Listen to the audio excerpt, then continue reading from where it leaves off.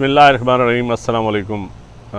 काफ़ी दिन हो गए हैं, वैसे तो मुहर्रम अल हराम की वजह से मेरा कोई वीडियो पे दिल नहीं था अभी करने का, लेकिन एक टॉपिक ऐसा आ गया कि ज़रूरी था आपको अपडेट करने का कि मैं सालम टू सरगोदा रोड जब पिछले दौर में PTI के दौर में मंजूर हुई थी, तो मेरी कोशिश से, मेरी वसासत से प्राइम मिनिस्टर इमरान खान साहब ने उस वक्त मंजूरी दी थी, तो हमने शुरू की और उसमें बहुत बड़ा एक स्कैंडल बनने की एक ऐसा उसको सोर्स ऑफ इनकम बनाने का रिंग रोड 2 को उसका मैंने नाम दिया।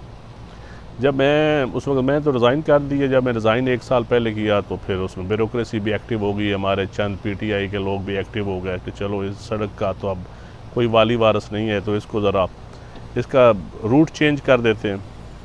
तो इसका रूट चेंज करके सालम टू सरगोदा अजनाला रोड था, उसका चेंज करके मिठा लाख रोड की लगे और वहाँ करोड़ों अरबों की ट्रांजैक्शन हुई और वहाँ सोसाइटीज़ के लिए जगह ख़रीदी गई और सड़क बनाई गई।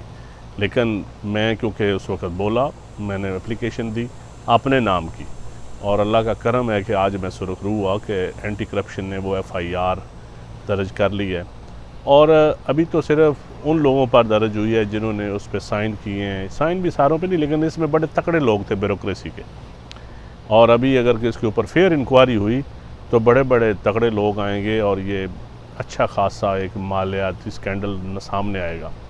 तो मेरा दिल था जहाद करने का। बहुत लोग गालियाँ देते हैं आजकल, बड़े लोग सोशल मीडिया पे हर वक्त जो ही कोई पोस्ट करें या जो ही कोई बात करें तो लोग गालियाँ देते हैं, लेकिन अल्लाह के करम से अल्लाह ताला ने मुझे साबित कदर रखा। बड़ा मेरे ऊपर प्रेशर आया कि अपनी एप्लीकेशन वापस लो, पैसों की भी ऑफ़र हुई, बड़े मेरे तलक दोस्त अहबाब आए कि आप अपनी एप्लीकेशन वापस लो। फिर ब्लैकमेल करने की कोशिश की कि सड़क रुक जाएगी, तुम्हारी सियासी बदनामी होगी, ये होगा वो होगा।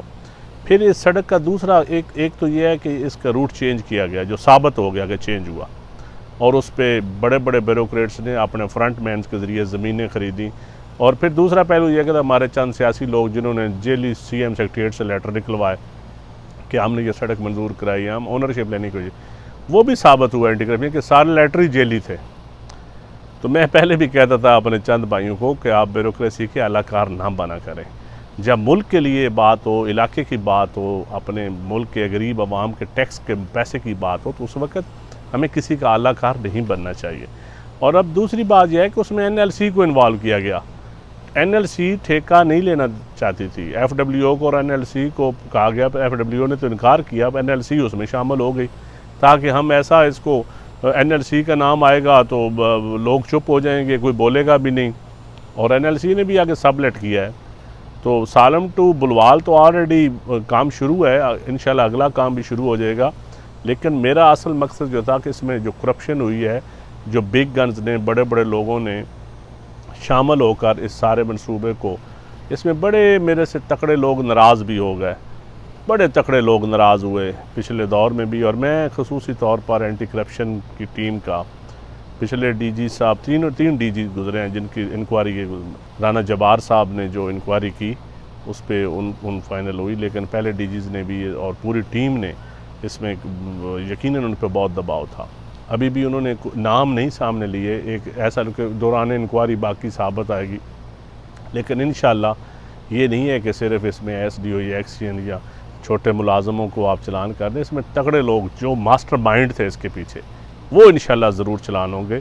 और अल्लाह के करम से आज ये FIR हुई है बग़ैर किसी प्रेशर के। मैं चीफ सेक्रेटरी साहब का ख़ुसूसी तौर पर शुक्रिया अदा करता हूँ, और पोलिटिकल जो क़यादतें गुजरी हैं सब का मैं शुक्रिया अदा करता हूँ कि उन्होंने इस पर हमजा शहबाज साहब ने भी और चौधरी परवेज़ लाई साहब ने भी, तो उन्होंने मदाखलत नहीं की। और इसमें अब मुझे उम्मीद है कि इससे आगे भी इस पर मदाखलत नहीं होगी और इसको एक फेयर अदल के ज़रिए अदल होता नज़र आना चाहिए, किसी के साथ ज़्यादती नहीं होनी चाहिए।